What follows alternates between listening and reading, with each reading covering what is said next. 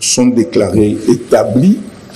Et pour ce faire, on l'a condamné à toutes ces peines que je viens de citer, mais comme le Code judiciaire militaire demande à ce qu'on prononce la peine la plus forte, c'est ainsi qu'on a condamné à la peine de mort et au paiement de tous ces dommages et intérêts que j'ai cités tout à l'heure. En conséquence, elle condamne sans admission de circonstances atténuantes le prévenu à la peine de mort pour le crime de guerre par homicide intentionnel ou meurtre, à la peine de mort pour le crime de guerre par viol, à la peine de mort pour le crime de guerre par torture, à la peine de mort pour le crime de guerre par attaque contre le bien protégé, à la peine de mort pour apologie ou propagande des actes de crimes de guerre, à la peine de mort pour trahison, à la peine de mort pour l'organisation d'un mouvement insurrectionnel,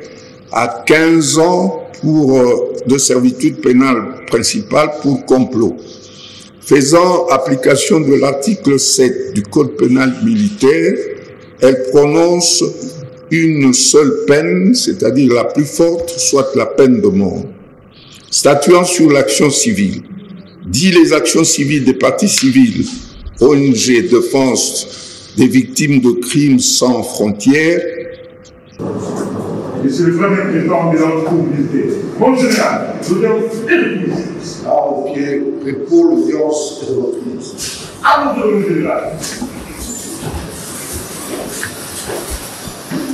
Rapporteur, vous avez la parole.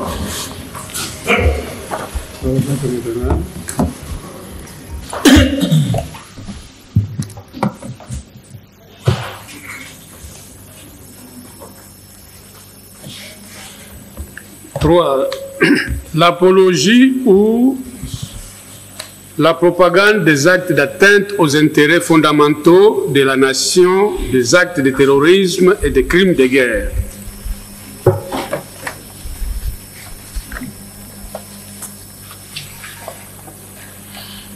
Cette infraction est prévue et punie par l'article 226 de la loi numéro 024/2002, 18 novembre 2002, portant code judiciaire et code pénal militaire,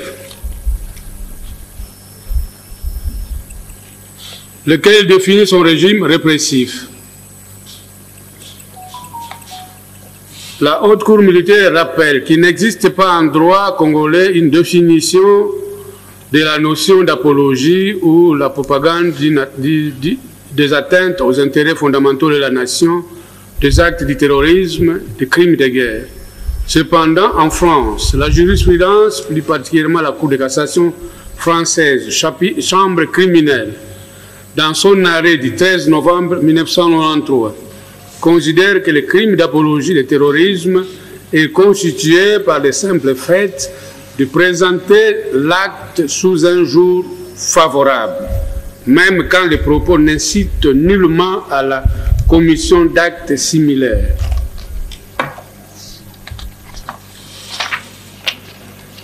Plus tard, dans un autre arrêt du 4 juin 2019, au numéro 85-042, la même chambre criminelle a apporté des précisions sur la définition du délit d'apologie, de crime susvisé, qui consiste dans le fait d'inciter publiquement à porter sur ces infractions ou leurs auteurs un jugement favorable.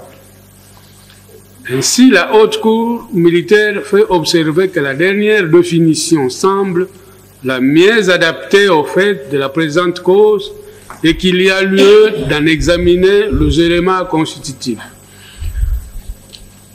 Les éléments constitutifs de l'infraction d'apologie. Cette infraction se caractérise par la réunion de 3 éléments constitutifs, à savoir un élément légal, un élément matériel, un élément moral.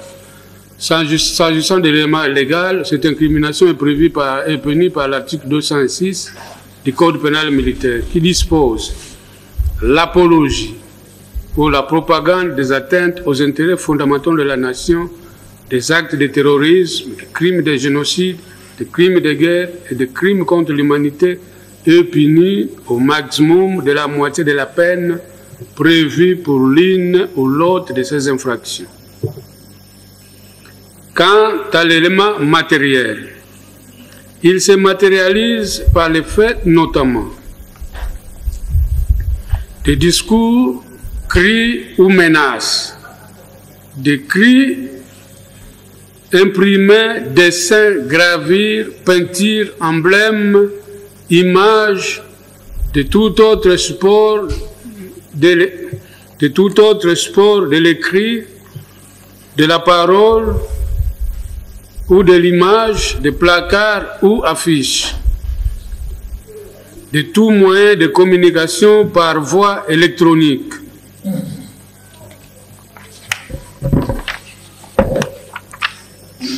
Outre le fait que l'auteur doit avoir commis l'un ou plusieurs actes énumérés si haut, il doit l'avoir fait ou prononcé publiquement, c'est-à-dire tenu à haute voix dans des circonstances traduisant une volonté de le rendre public. Dans les cas sous examen, la Haute Cour militaire note que par son interview accordée au journal Sunday Times, largement diffusée sur les réseaux sociaux, l'ancien président de la République et sénateur à vie, le prévenu Joseph Kabila Kabang, a non seulement fait l'éloge, la glorification de la coalition APC 23, mais aussi justifié et approuvé les crimes de guerre commis par la coalition, actes expressément réprimés par la loi pénale.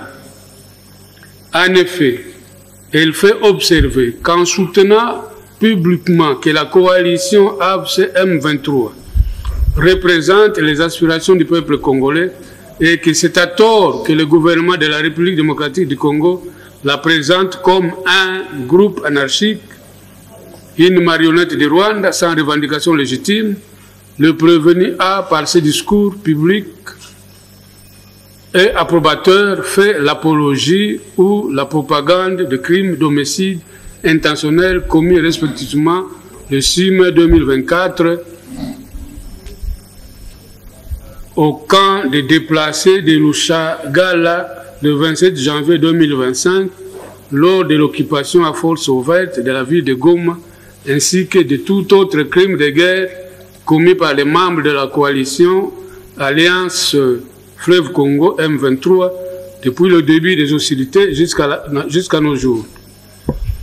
En effet, l'élément intellectuel consiste dans la mauvaise foi, dans les chefs du prévenu. En effet, il doit être établi que l'auteur savait préalablement que sa prise de position était contraire aux intérêts fondamentaux de la nation. Dans le cas d'espèce, la Haute Cour militaire note que le prévenu, en sa qualité d'ancien président de la République et de surcroît sénateur à vie, savait que le mouvement du M23 du 23 mars, que jadis lui-même avait combattu en 2012 et 2013, était responsable de plusieurs crimes de guerre à l'est du pays et qu'il ne pouvait pas, plusieurs années après, alors qu'il commettait des actes similaires, en coalition avec l'Alliance Fleuve Congo, en sigle, affirmer publiquement que cette coalition représentait les aspirations du peuple congolais et c'est au nom d'une certaine liberté d'expression. C'est dans ce sens que relève la Haute Cour militaire. La Cour européenne des droits de l'homme s'est prononcée le 12 octobre 2008 dans une affaire d'apologie du terrorisme en déclarant que l'exercice du droit à la liberté d'expression était nécessairement limité dans une société démocratique. Dans cet arrêt, les juges ont donc jugé que la condamnation par la juridiction française d'un dessinataire pour avoir publié un dessin symbolisant l'attentat du 11 septembre 2011 avec une légende imitant le slogan publicitaire d'une marque célèbre, nous avons tous rêvé. Le Hamas l'a fait. Reposer sur les motifs pertinents et suffisants. Par cet arrêt, la Cour européenne des droits de l'homme a tracé une ligne de démarcation nette et claire entre la liberté d'expression et l'apologie du terrorisme et d'autres crimes contre la paix et la sécurité de l'humanité. Ça, c'est Cour européenne, une jurisprudence de la Cour européenne des droits de l'homme. De la trahison.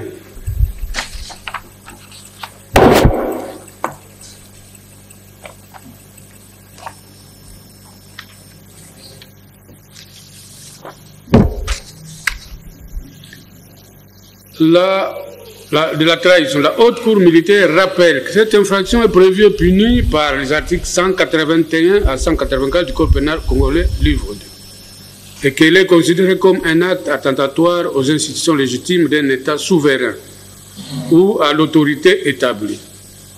Au terme de ces dispositions, toutes les formes de trahison sont punies de mort. Pour sa constitution, cette infraction exige 4 éléments, à savoir l'élément légal, la nationalité de l'auteur de l'infraction, les éléments matériels et l'élément moral. L'élément légal étant déjà explicité si haut, la Haute Cour militaire va examiner les autres éléments constitutifs ci-dessous. S'agissant de la nationalité de l'auteur de l'infraction, elle est un élément indispensable tant qu'elle est le point de distinction entre la trahison et l'espionnage. En effet, ce critère de nationalité permet de distinguer l'infraction de trahison de celle d'espionnage, qui ne peut être perpétrée que par un étranger. Dans la doctrine là-bas, il y a Chibungu Boni, à la page 732. Dans les cas d'espèce, la Haute Cour militaire relève que le prévenu Joseph Kabila Kabange est de nationalité congolaise.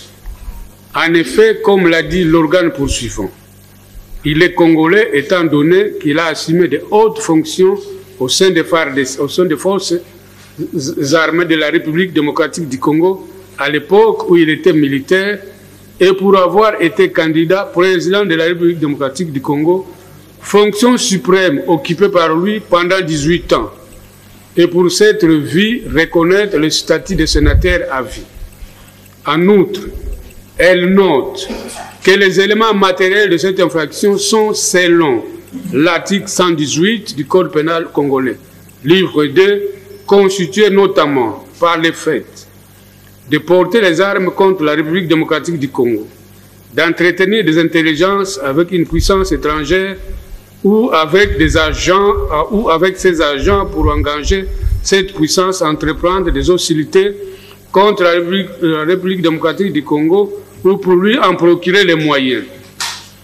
Délivrer à une puissance étrangère ou à ses agents des ouvrages de défense, postes, ports, magasins, matériels, munitions, vaisseaux appartenant à la République démocratique du Congo.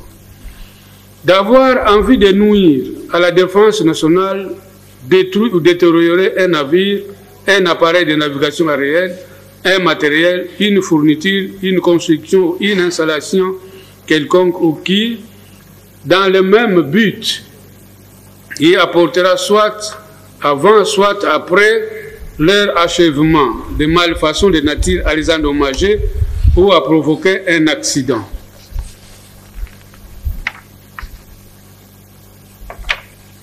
Dans les cas sous examen, les pièces du dossier de la cause, notamment le procès verbal d'audition de M. Eric Nkuba, ont révélé l'existence de multiples contacts entre M. Coré Nanga et le prévenu Joseph Kabila Kabange.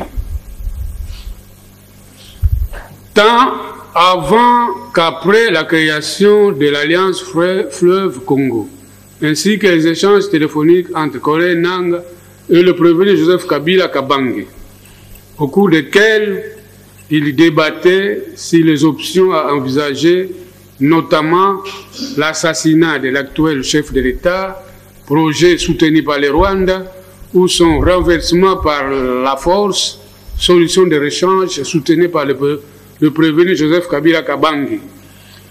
Ce qui confirme le statut de précité en tant qu'agent du Rwanda, puissance étrangère hostile à la RDC congolais. Il en est de même de M. Kianga Nachaba,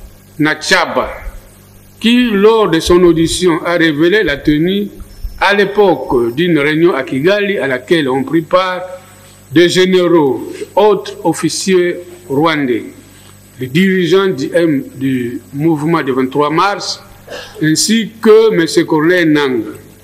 Réunion au cours de laquelle ces derniers, qui étaient représentants personnels du prévenu Joseph Kabila Kabange, sera désigné en qualité de coordonnateur de la coalition Alliance Fleuve Congo M23.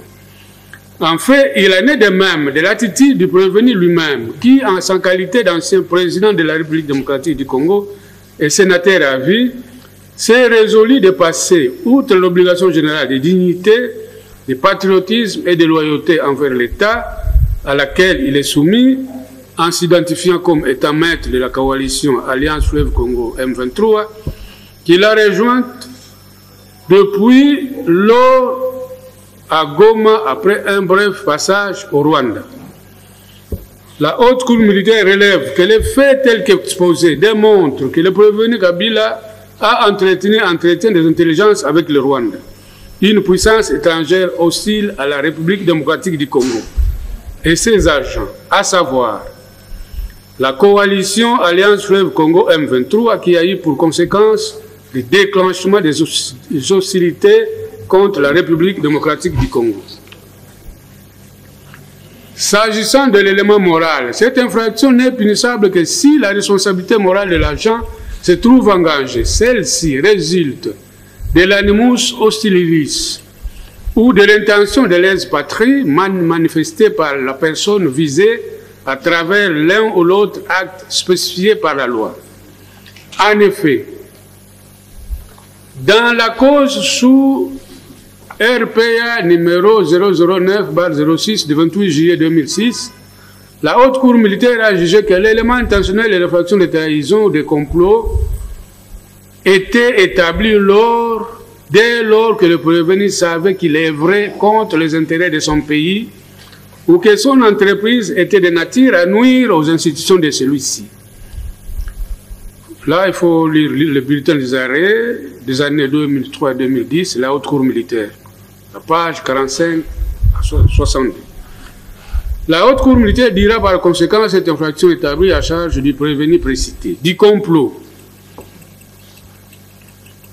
La haute cour militaire rappelle qu'au terme de l'article 213 du code pénal congolais livre 2, il y a complot dès que la résolution d'agir a été arrêtée entre deux ou plusieurs personnes. En effet, s'agissant des éléments constitutifs, l'analyse conjointe des articles 195, 196 et 213 du code pénal congolais livre 2 révèle que le complot requiert pour sa réalisation la réunion des éléments suivants, à savoir une résolution d'agir, un accord entre plusieurs personnes, un dessein commun, c'est-à-dire l'existence d'un plan concerté pour atteindre un objectif illégal. De plus, il faut que les comploteurs aient participé à la préparation de l'infraction ou qu'ils aient incité d'autres personnes à y prendre part. Enfin, il est nécessaire de prouver que cet accord et les actions qui en découlent ont été effectuées dans le but de commettre un acte criminel. S'agissant de la résolution d'agir, la haute cour militaire relève que c'est le dessein formé d'agir, ce qui implique une volonté précise, bien arrêtée, peu importe qu'elle soit, comme il est habituel d'être tenue secrète, ou qu'au contraire, comme il peut se faire, elle soit ou rendue publique, ou simplement connue des autorités. De même, le crime est constitué même si la résolution est conditionnelle, ou si elle est assortie d'un terme incertain. Là, on peut voir l'encyclopédie Dalloz, citée par le général Lekoulia Bolongo, dans son réquisitoire de 20 août 1er septembre 1975. Procès des conspirateurs. Elle note que dans les cas sous examen, la résolution d'agir, s'agissant du prévenu Joseph Kabila Kabange, a été manifestée par le fait qu'il a légitimé les actes terroristes et des crimes graves commis par la coalition Alliance Fleuve Congo M23. En effet, le refus par lui de dénoncer et de condamner les actes perpétrés par la dite coalition en constitue une preuve et la confirmation de la thèse selon laquelle il est à la base de la création de l'Alliance Fleuve Congo. Ainsi, du mouvement du 23 mars. Quant à la résolution concertée et arrêtée entre 2 ou plusieurs personnes, la Haute Cour militaire note qu'elle réside dans l'entente entre plusieurs personnes pour commettre une infraction. Ainsi, insiste-t-elle sur le fait que le complot ne peut exister que dans la mesure où il y a entente entre plusieurs personnes qui se concertent pour agir. Autrement dit, dans la mesure où il y a réunion de volonté coupable dans un même but, ou mieux encore, fusion de ces volontés coupables dans un même but. Journal du Courrier toujours, à la page 56.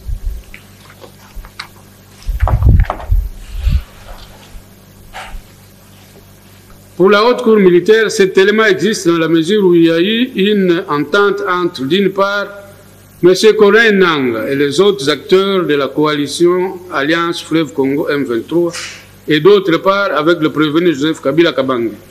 En effet, la Haute Cour militaire s'est fait une conviction à partir des déclarations de M. Eric Kouba actées dans un procès verbal lors de son audition devant la justice et des différents faits d'audience pendant laquelle celui-ci a soutenu avoir en date du 15 mai 2024 à Kampala entendu le prévenu Joseph Kabila Kabange converser au téléphone avec M. Corneille Nangaa, avec qui il est resté en contact étroit, discutant de la manière la plus simple d'assassiner le président de la République, M. Félix Antoine Tshisekedi Tshilombo, projet envisagé par les dirigeants rwandais, ou sur celle de le chasser carrément du pouvoir par un coup d'État, évitant ainsi de faire de lui un héros national.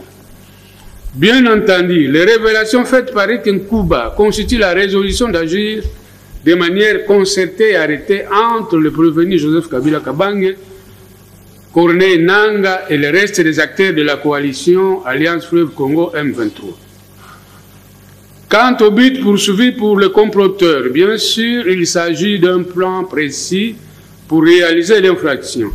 Un plan où, dans sa conception ou sa matérialité, chaque participant doit avoir joué un rôle dans la préparation et l'exécution de l'infraction ou avoir incité d'autres personnes à y prendre part. Entre plusieurs personnes pour qu'il y ait complot, mais faut-il aussi que cette entente ait pour but de nuire et de commettre un acte illégal. En effet, la Haute Cour militaire note que dans le cas d'espèce, le prévenu Joseph Kabila Kabange s'est résolu de concert avec M. Corneille Nangaa de changer le régime constitutionnel en place en renversant l'actuel président de la République par la force, et c'est sachant qu'un tel acte était susceptible de semer les désordres et la désorganisation au sein du pays. C'est de l'organisation des mouvements insurrectionnels. La Haute Cour militaire rappelle qu'au terme de l'article 136 du Code pénal militaire, constitue un mouvement insurrectionnel toute violence collective de nature à mettre en péril les institutions de la République ou à porter atteinte à l'intégrité territoriale.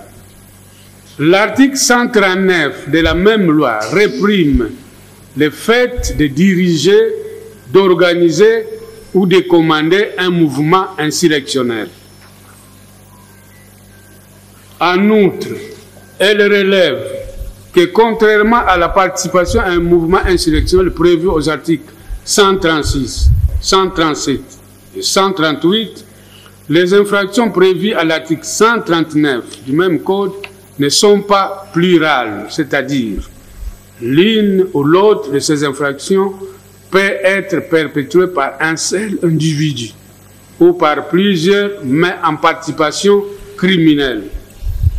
Enfin, elle note aussi que ces comportements criminels énerve au premier chef le constituant congolais puisqu'il proclame en son article 52 de la Constitution, je cite, « Aucun individu ou groupe d'individus ne peut utiliser une portion du territoire national comme base de départ des activités subversives ou terroristes contre l'État congolais ou tout autre État. » En effet, l'article 139 du Code pénal militaire dispose que le fait de diriger, d'organiser ou de commander un mouvement insurrectionnel est puni de mort. Il récite que cette triple incrimination exige pour sa constitution la réunion des éléments matériels et l'élément intentionnel commun aux trois faits infractionnels, à savoir l'acte de direction, de commandement et d'organisation. Les éléments matériels doivent porter sur la violence collective formant légalement le mouvement insurrectionnel. Il peut s'agir spécifiquement de l'acte d'organisation, comme dans le cas d'espèce, lequel, pris isolement, suffit à établir pleinement l'infraction définie par la loi lorsque la responsabilité morale de l'agent est établie. En effet, le concept organisation s'entend de toute action délibérée, consistant à préparer ou à assurer la mise en œuvre d'une entreprise subversive destinée à compromettre gravement l'ordre public, voire à mettre en péril l'existence de l'État. Cette action peut être concrétisée notamment par le recrutement des membres du mouvement, leur entraînement ou formation, l'achat ou la fourniture des armes et munitions, de lieux d'entreposage, la fourniture de moyens pécuniaires ou logistique, l'acquisition de moyens de subsistance même aux dépens des institutions publiques ou privées et des particuliers, les campagnes de conquête morale ou d'intimidation des populations locales, l'occupation forcée des habitations d'autrui. Il en ressort que l'organisation des mouvements insurrectionnels constitue tant un acte de mise en forme que de planification. Bref, l'acte d'organisation se révèle comme la cause première du mouvement insurrectionnel, peu importe qu'il ait produit ou non ses effets néfastes. Là, c'est la doctrine du général Moutata Louaba dans son droit pénal militaire, à la page 92. La haute cour militaire note que dans le cas sous examen, considéré comme l'un des initiateurs de l'Alliance Fleuve Congo, le prévenu 6 identifié a donc recruté plusieurs cadres du mouvement, dont Corneille Nang, à qui il a confié le rôle de coordonnateur au poste étendard du mouvement subversif. Outre le recrutement, le prévenu a également assuré l'approvisionnement en divers moyens aux insurgés. Cette organisation doit porter sur les actes de violence collectivement formant légalement le mouvement insurrectionnel, c'est-à-dire ceux de nature à mettre en péril les institutions de la République ou ceux susceptibles de perturber le fonctionnement normal de l'entité étatique. Bien entendu, dans le cas d'espèce, la haute cour militaire relève qu'en sa qualité de l'un des initiateurs de l'Alliance Fleuve Congo, le prévenu Joseph Kabila Kabange a contribué de manière significative au recrutement des insurgés, à la logistique du mouvement, ainsi qu'aux autres activités, notamment celles organisées au Kenya pour rendre publique l'Alliance Fleuve Congo comme mouvement politico-militaire. Enfin, l'élément moral consiste dans l'intention. L'organisation demeure une infraction éminemment intentionnelle. À cet égard, elle doit être réalisée de manière libre et consciente, c'est-à-dire que l'auteur dont le champ d'application n'est point limité à une quelconque qualité doit respectivement et lucidement savoir qu'il assure l'organisation d'un mouvement insurrectionnel. En un mot, le législateur exige de la part de l'agent de conception de cette infraction une action délibérée perpétrée en connaissance du caractère subversif du mouvement mis sur pied avec le concours d'autres membres. Doctrine générale Moutata Louaba, même livre, édition, page 94. Dans les cas d'espèce, le fait de la présente cause ainsi que les éléments de preuve recueillis attestent que c'est de manière intentionnelle et délibérée que le prévenu a organisé à travers la coalition Alliance Fleuve Congo, M23, une violence collective de nature à mettre en péril les institutions de la République démocratique du Congo ou à porter atteinte à l'intégrité du territoire national. De ce qui précède, la Haute Cour militaire dira établir cette infraction dans les chefs du prévenu précité. De la peine à appliquer. La Haute Cour militaire considère que les faits mis à charge du prévenu Joseph Kabila Kabange revêtent d'une exceptionnelle gravité et l'attitude adoptée par celui-ci face aux atrocités infligées à la population congolaise de l'Est du pays depuis le déclenchement des hostilités par la coalition Alliance Fleuve Congo M23 scandalise les 120 millions de Congolais dont il était le président pendant plus de 18 ans. Ayant donc exercé les plus hautes fonctions du pays et ayant acquis le statut d'ancien président, le dit prévenu était tenu au devoir prévu par la loi numéro 18/021 du 26 juillet 2018 portant statut des anciens présidents de la République élus et fixant les avantages accordés aux anciens chefs de corps constitués.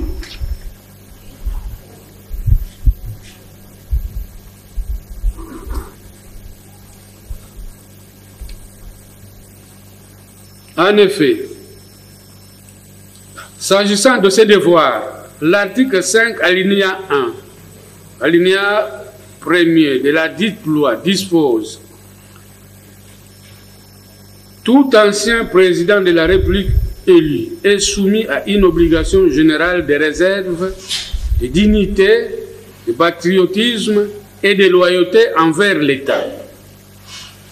En effet, selon les alinéas 2, 3 et 4 de cette même loi, l'obligation de réserve implique notamment l'interdiction formelle de divulguer et de révéler des secrets d'État ou des informations qui, en raison de leur nature et ou de leurs conséquences, ne peuvent être connues que des seules autorités nationales. L'obligation de dignité consiste à adopter un comportement ou des attitudes qui ne violent pas la loi, ni ne portent atteinte à l'ordre public et aux bonnes mœurs. L'obligation du patriotisme et de loyauté envers l'État implique une disponibilité permanente à faire montre d'une fidélité sans faille envers la nation, le peuple congolais et les institutions de l'État. N'ayant pas observé les devoirs auxquels la loi suscitée les soumet, la Haute Cour militaire condamnera le prévenu Joseph Kabila Kabange à une peine sévère et ordonnera son arrestation immédiate, conformément à l'article 85 du Code des procédures pénales ordinaires tel que modifié à ce jour. De l'action civile,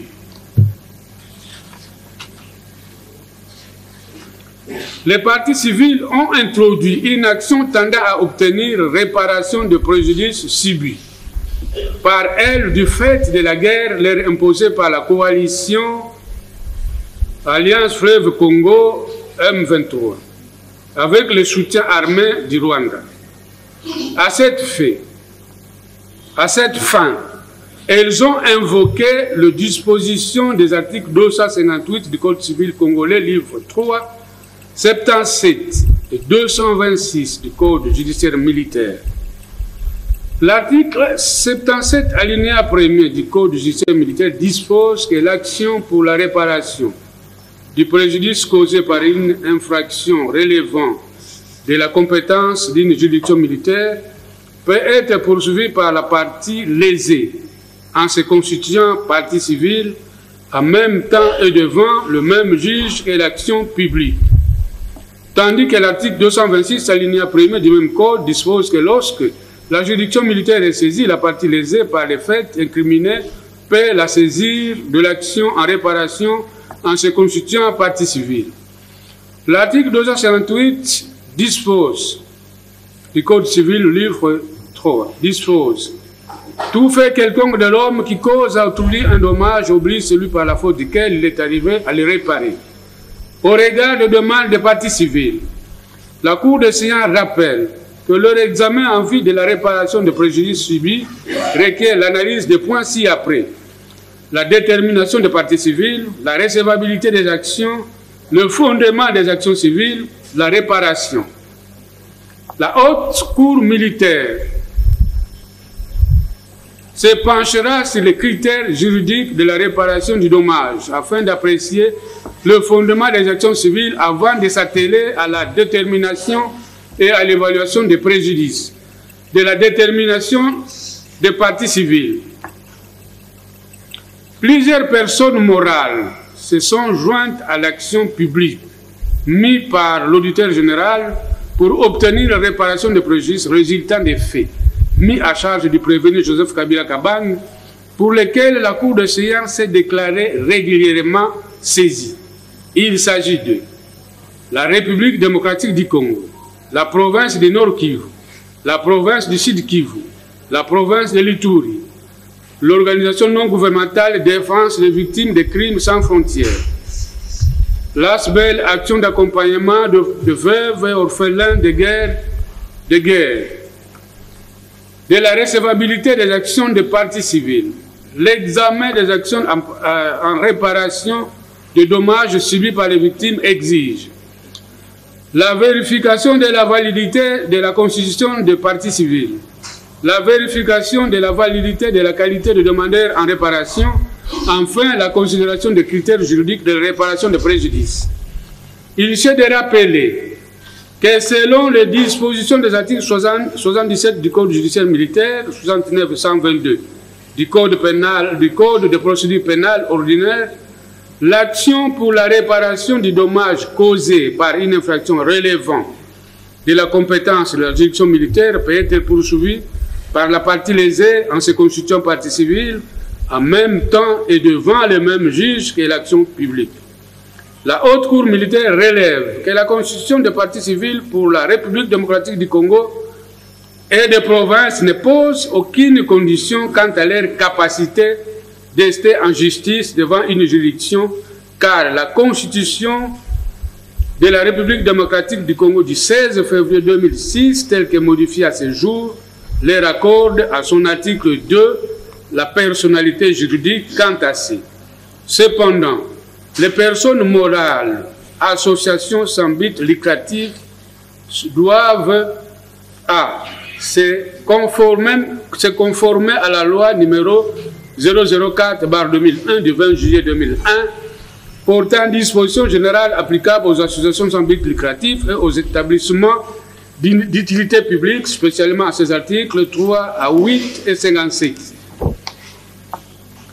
B. Apporter la preuve de l'existence de la personnalité juridique par les dépôts de l'arrêté ayant accordé la personnalité juridique à l'ASBEL, de statut régulier et valable de l'ASBEL, du règlement d'ordre intérieur de l'ASBEL. Il convient de rappeler que la liberté d'association est garantie par l'article 37 de la Constitution. La Haute Cour militaire relève que dans les cas d'espèce, les parties lésées, personnes morales, associations sans but lucratif, actions d'accompagnement de veuves et orphelins de guerre, ONG défense de victimes sans frontières, n'ont pas déposé au greffe de la Haute Cour militaire ou sur les bancs, lors de l'audience publique, les arrêtés leur ayant accordé la personnalité juridique. Elle dira en conséquence irrécevable les actions civiles mises par elle. Cependant, la Haute Cour militaire note que les parties civiles, République démocratique du Congo, les provinces de l'Ituri, du Nord Kivu, Sud Kivu, ont agi par le biais des avocats ayant reçu procuration de faire acter la constitution de la partie civile de la République démocratique du Congo et de 3 provinces dans cette cause, des personnalités habilitées par la loi d'ester en justice, à savoir le vice-ministre de la Justice et contentieux international pour les avocats du Conseil pour les avocats conseils de la République et le gouverneur des provinces concernées. De plus, elle s'était régulièrement consultée partie civile dans les formes prescrites par la loi en payant les frais y afférents. S'agissant de la qualité des parties civiles, la Haute Cour militaire rappelle que la doctrine admet d'une part que l'action civile en réparation d'un dommage causé par une infraction est accordée à tous ceux qui ont souffert du dommage directement causé par cette infraction. Et cette personne est appelée victime principale du dommage. Là, il faut voir la doctrine, Alex Webb, dans le droit civil, obligation, page, vous voyez, précis d'Alloz, au numéro 603. D'autre part, qu'à côté de la victime principale du dommage, il peut exister d'autres victimes éloignées qui souffrent matériellement ou moralement du dommage survenu à celle-là. Pour la Haute Cour militaire, toutes les parties civiles sont des victimes directes, entendues comme celles ayant directement subi un préjudice du fait d'une infraction. Quant aux critères juridiques, il s'agit de l'existence d'un fait générateur de responsabilité, l'existence d'un préjudice personnel et direct certain et licite, le lien de cause à effet entre le fait générateur et le préjudice. La Haute Cour militaire rappelle que le fait générateur de la responsabilité doit être la cause efficiente du dommage causé, fait sans lequel le dommage ne se serait pas produit. Même doctrine reprise dans l'arrêt Alamba. Selon toutes les parties civiles, constitue le fait générateur sans lequel elle n'aurait pas subi le préjudice dont elle réclame réparation. Les infractions mises à charge du prévenu Joseph Kabila Kabange, telles que déterminées dans la décision de renvoi, à savoir crime de guerre par homicide intentionnel, crime de guerre par viol, crime de guerre par attaque contre le bien protégé, apologie ou propagande des actes de crimes de guerre, trahison, complot, organisation de mouvements insurrectionnels. Pour la République démocratique du Congo, elle affirme par le canal de ses avocats avoir connu un préjudice financier évalué à 701 millions de dollars américains, provenant d'une grande perte de ressources financières à la République démocratique du Congo, qui est ainsi privée de la quote-part des ressources financières que généreraient les provinces occupées par l'Alliance Fleuve Congo M23. Un préjudice matériel résultant des dépenses militaires fixées à 9 milliards de dollars américains,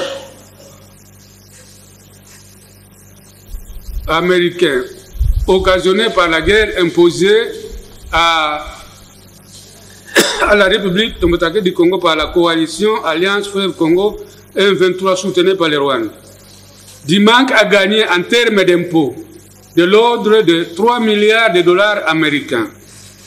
Du manque à gagner représentant la valeur des pillages de minerais par le Rwanda pour la période de 3 ans, 2023-2025, évalué à 3 milliards de dollars américains. De la destruction et de l'occupation des écoles par les rebelles soutenus par les prévenus, soit évalué soit à 17 milliards 400 millions de dollars américains.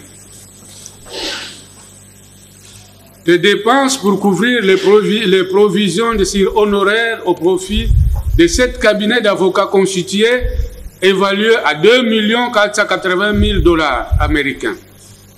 Outre les préjudices si haut vantés, Elle soutient sans évaluer la hauteur qu'elle a subi des préjudices moraux, corporels et d'accompagnement. Enfin, la partie civile, RD Congo, affirme avoir connu aussi un préjudice résultant des dommages causés aux personnes physiques qui tuées sous sa protection et sa garantie, dont l'évaluation et la quantification résultent des documents authentiques décrivant l'activité belligérante de la coalition Alliance Fleuve Congo M23 à l'est de la République démocratique du Congo, en l'occurrence le rapport flash du relief web du 1er avril 2025. En effet, le dit rapport établit que le conflit entre les acteurs armés non étatiques, notamment le mouvement du 23 mars, et les forces armées du gouvernement congolais, s'est poursuivi sans relâche au cours des derniers mois, faisant plus de 7000 morts, rien qu'en 2025. 7,8 millions de personnes déplacées à l'intérieur de la République démocratique du Congo et 103 000 personnes cherchant refuge dans les pays voisins. Le montant des dommages et intérêts est donc de 5 933 407 200 $ américains, représentant les dommages causés aux vies et à l'intégrité physique des personnes. La province du Nord Kivu sollicite pour tous les préjudices confondus, à savoir préjudices d'ordre moral, physique, psychologique, matériel, économique, financier, la condamnation du prévenu Joseph Kabila Kabange au paiement de 10 milliards de dollars américains à titre de dommages et intérêts. Les provinces de l'Ituri et Sud Kivu, bien qu'étant des personnes morales distinctes, allèguent avoir subi les mêmes préjudices que la République démocratique du Congo et réclament la somme de 24 719 307 261 $ américains. L'aspect action d'accompagnement de veuves et orphelins pour avoir subi non seulement un préjudice matériel, mais aussi tous les autres préjudices confondus pour chacun d'eux en réparation de préjudices subis de dommages et intérêts de l'ordre de 100 millions de dollars américains, de 10 millions de dollars américains. L'ONG Défense des victimes sans frontières, quant à elle, postule à titre d'indemnisation le montant de 10 millions de dollars américains pour réparation de préjudices matériels subis de tous les autres préjudices confondus. La réparation de la détermination de préjudices subis par les parties civiles. La Haute Cour militaire rappelle qu'elle n'examinera que les demandes de réparation de préjudices résultant des faits générateurs circonscrits dans la décision de renvoi, laquelle fixe le cadre spatio-temporel, à savoir les provinces du Nord et Sud Kivu pour la période allant de 2023 à 2025. Elle rejettera toute demande en réparation liée aux faits commis en dehors de ces deux provinces et au-delà de la susdite période, notamment ceux commis dans la province de l'Ituri. La Haute Cour militaire relève que pour une réparation intégrale, le juge est tenu de respecter le principe d'une évaluation in concreto, en recherchant les méthodes permettant d'éviter l'arbitraire pour coller le plus près à la réalité concrète. Elle note que certaines parties civiles ont opté pour la méthode dite poste par poste, pour solliciter la réparation de préjudices subis, et d'autres pour la réparation globale. La Cour des saignants adoptera la méthodologie choisie par chaque partie civile pour déterminer l'évaluation de préjudice subi par elle. La Haute Cour militaire relève que le préjudice corporel est une atteinte initiale à l'intégrité physique et psychique de la personne humaine et est à l'origine d'un faisceau de préjudices avec son cortège de souffrances physiques et morales et d'incidences économiques et financières. Qu'ainsi définie, une personne morale ne peut en subir. Quant au préjudice financier, dont la réparation est sollicitée par la partie civile, la République démocratique du Congo, la haute cour militaire ne le retiendra pas pour la raison qu'elle explique ainsi. Ce préjudice réside dans la variation d'une valeur ou du cours d'un titre financier. Et dans le cas sous analyse, la preuve d'une telle variation n'a pas été apportée. Elle considère cependant qu'en dehors des préjudices si haut exposés et exclus du champ de réparation, les autres préjudices peuvent être regroupés en 3 catégories. Le préjudice matériel, le préjudice écologique ou environnementaux et le préjudice moral. Les préjudices matériels sont analysés comme une atteinte à un intérêt patrimonial qui peut se manifester par la destruction, la dégradation, la perte éprouvée ou un manque à gagner, mais qui ne résulte pas d'une atteinte initiale à l'intégrité physique ou psychique de la personne humaine.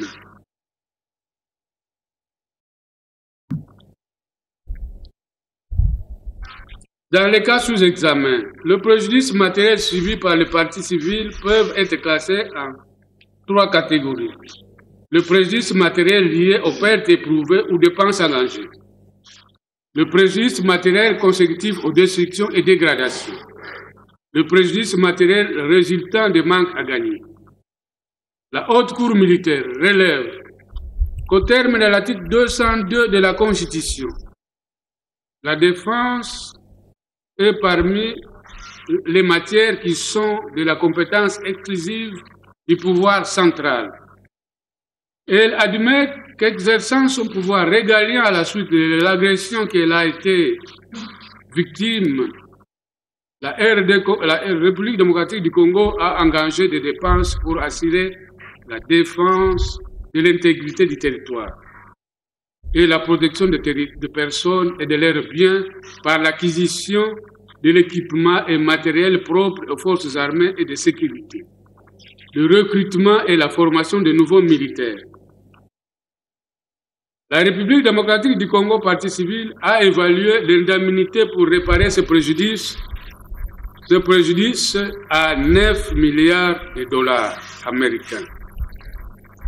La haute cour militaire constate que pendant la durée de l'occupation de 2 provinces à la suite des faits mis à charge du prévenu Joseph Kabila Kabange, notamment l'agression de la République démocratique du Congo par la coalition Alliance Fleuve Congo M23, celles-ci ainsi que les provinces du Nord et Sud-Kivu ont été privées des recettes fiscales, douanières et minières affectant négativement leurs prévisions budgétaires.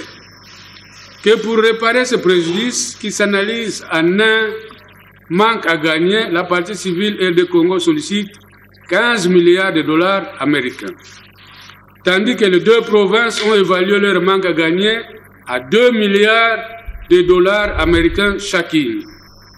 Elle note en outre que pendant toute la durée de l'agression, la République démocratique du Congo a subi des destructions des aéronefs, aéroports, infrastructures hospitalières et scolaires, ainsi que de l'occupation des écoles. De plus, certaines infrastructures propres aux provinces du Nord et Sud-Kivu ont été démolies à la suite de la même agression. Que pour la réparation de ces postes de préjudice, la partie civile RD Congo, République démocratique du Congo, réclame au prévenu le paiement de 17 milliards 400 millions de dollars américains à titre de dommages intérêts. S'agissant du préjudice écologique ou environnemental, il est défini comme une atteinte significative aux éléments ou aux fonctions des écosystèmes ainsi qu'aux bénéfices collectifs que l'homme tire de l'environnement tels que l'accès à l'eau potable, l'agriculture et d'autres services écosystémiques. Les préjudices écologiques peuvent être classifiés en 3 catégories. Le préjudice lié au sol, le préjudice lié aux eaux et aux milieux aquatiques, ainsi que le préjudice lié aux espèces et à la biodiversité. Dans les cas sous analyse, l'agression dont a été victime la République démocratique du Congo a entraîné le recours massif à des produits hautement toxiques pour l'environnement, notamment les obus et munitions de tout calibre qui finissent par se dégrader dans la terre et contaminer les sols s'ils ne sont pas ramassés, entraînant ainsi les préjudices liés au sol. En outre, il y a eu un afflux de la population fouillant cette agression pour se concentrer dans les zones très riches en biodiversité, notamment près du parc national de Virunga. La haute cour militaire constate que les parties civiles n'ont pas évalué le préjudice vanté. La haute cour militaire rappelle que le juge peut condamner le responsable au versement des dommages et intérêts. De l'évaluation des préjudices,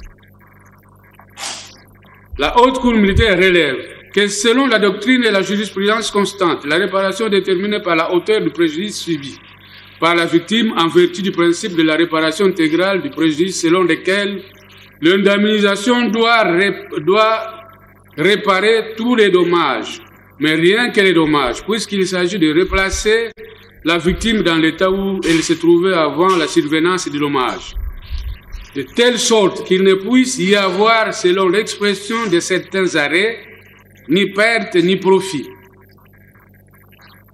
Ici, il y a une jurisprudence de la Cour de cassation deuxième civile de 23 janvier 2000 pour voir bulletin 2003 numéro 20.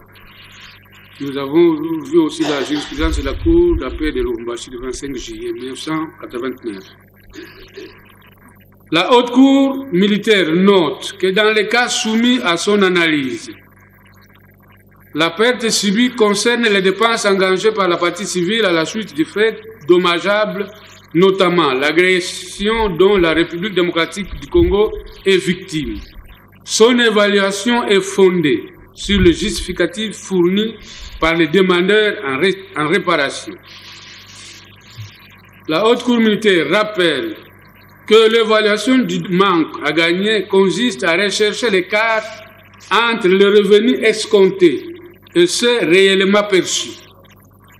L'évaluation de ces postes se fera au regard des lois de finances des années 2021, 2022, 2023, 2024 et 2025, ainsi qu'aux arrêtés provinciaux portant budget de province. Quant aux préjudices liés aux destructions, leur évaluation est basée sur la valeur de reconstruction. Faute d'éléments permettant d'évaluer objectivement tous ces préjudices, la haute cour militaire les évaluera ex aequo et bono, comme suite. Préjudices liés aux pertes subies ou dépenses engagées. À la République démocratique du Congo, 9 milliards de dollars américains. Préjudices liés au manque à gagner. À la République démocratique du Congo, 5 milliards de dollars américains. À la province du Nord Kivu, 2 milliards de dollars américains. À la province du Sud Kivu, 2 milliards de dollars américains. Préjudices liés aux destructions. À la République démocratique du Congo, 5 milliards de dollars américains. À la province du Nord Kivu, le Sud Kivu, non, n'ayant. Préjudice écologique. À la République démocratique du Congo, 5 milliards de dollars américains. Préjudice moral lié aux pertes en vies humaines et déplacement de la population. À la République démocratique du Congo, 5 milliards de dollars.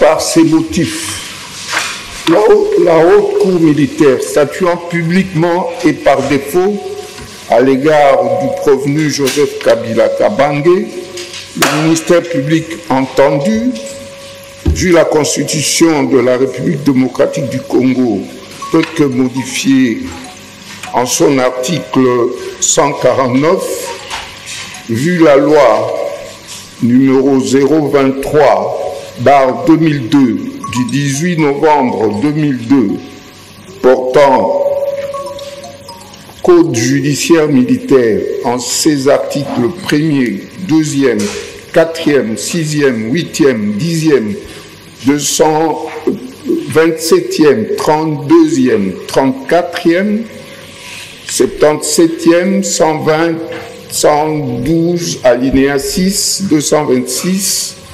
253, 256, 324, 326 et 327.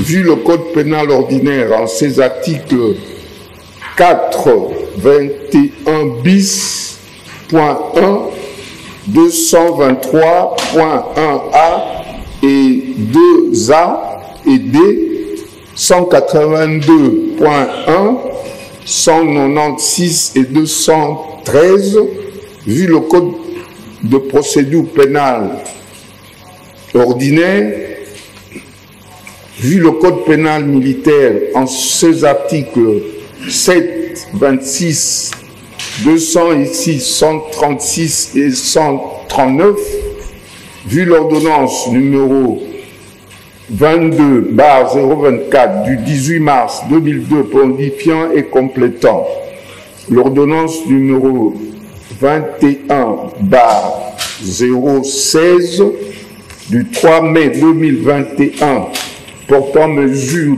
d'application de l'état de siège sur une partie du territoire de la République démocratique du Congo, vu le Code civil congolais livre 3 en son article 258, disant droit, statuant sur l'action publique, à la question de savoir si les infractions mises à charge du prévenu Joseph Kabila Kabange sont établies, à la majorité de voix de ses membres, la Haute Cour répond oui pour le crime de guerre par homicide intentionnel ou meurtre, oui pour le crime de guerre par viol, oui pour le crime de guerre par torture, oui pour le crime de guerre par attaque contre le bien protégé, oui pour apologie ou propagande des actes de crimes de guerre, oui pour trahison, oui pour le complot, oui pour l'organisation d'un mouvement insurrectionnel. 2. À la question de savoir si le prévenu est responsable pénalement des crimes commis par les membres de la coalition et par lui-même,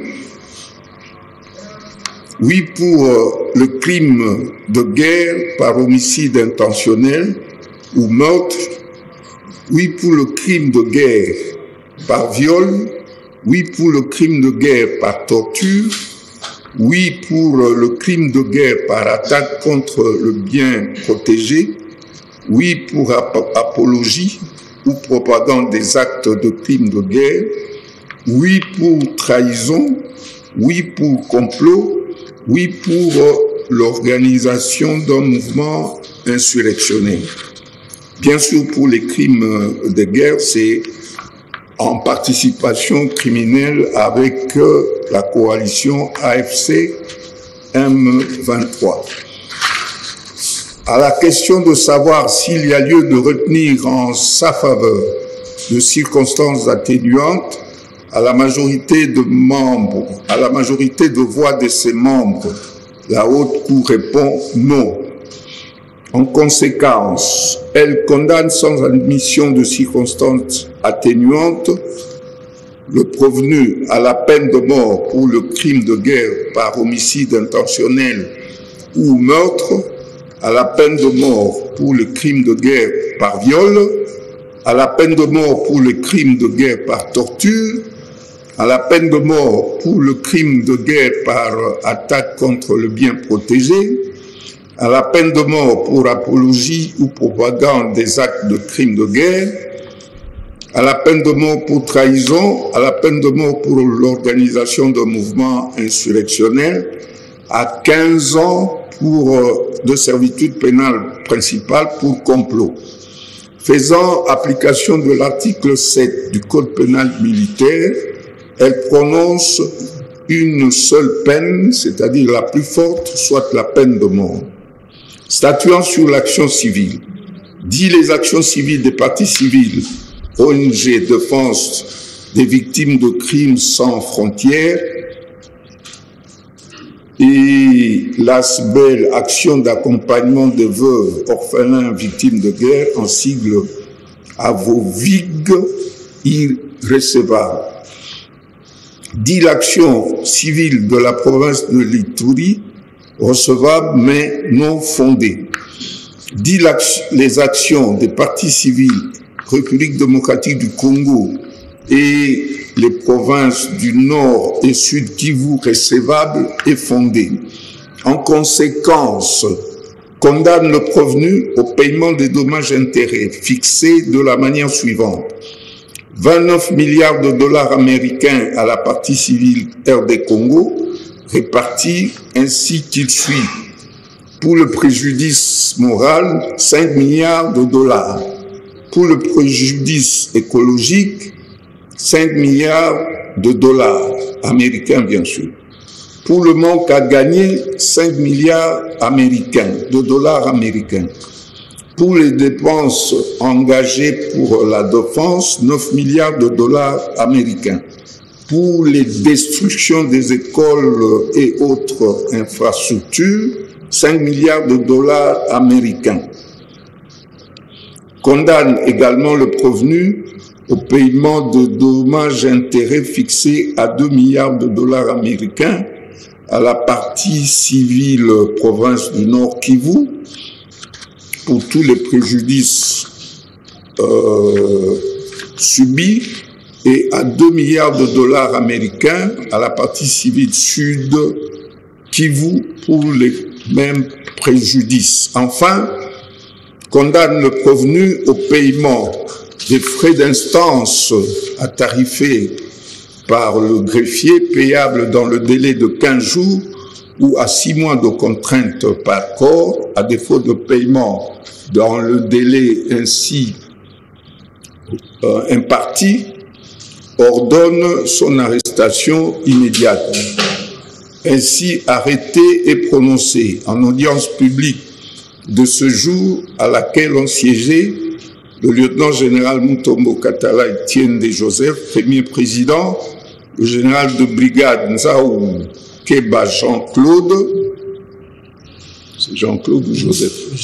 Jean-Claude, rapporteur, le général-major Bombele Lola Camille, juge assesseur, l'amiral Kuyandi Lukombo Emery, juge assesseur, le commissaire divisionnaire Amatou, juge assesseur, avec la présence constante au débat de l'officier du ministère public représenté par le lieutenant-général Nikoulia Bakoumi Jean-Luc, Lucien René plutôt, auditeur général près la haute cour militaire, et l'assistance du colonel Jeanne Ngaloula Jeanne Françoise, greffier du siège, arme au pied.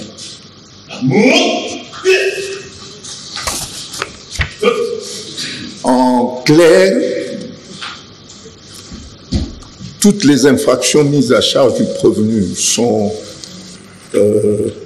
déclarées établies, et pour ce faire, on l'a condamné à toutes ces peines que je viens de citer, mais comme le Code judiciaire militaire demande à ce qu'on prononce la peine la plus forte, c'est ainsi qu'on a condamné à la peine de mort et au paiement de tous ces dommages-intérêts que j'ai cités tout à l'heure.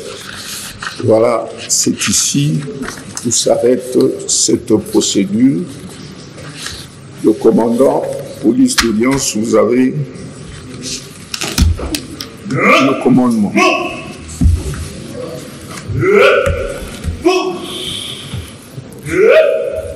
Arme. Immobilisé.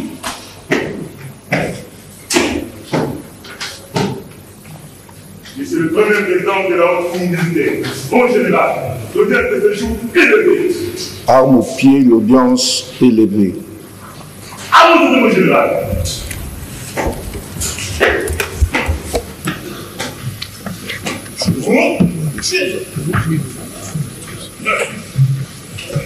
Et voilà, ainsi prend fin cette saga judiciaire.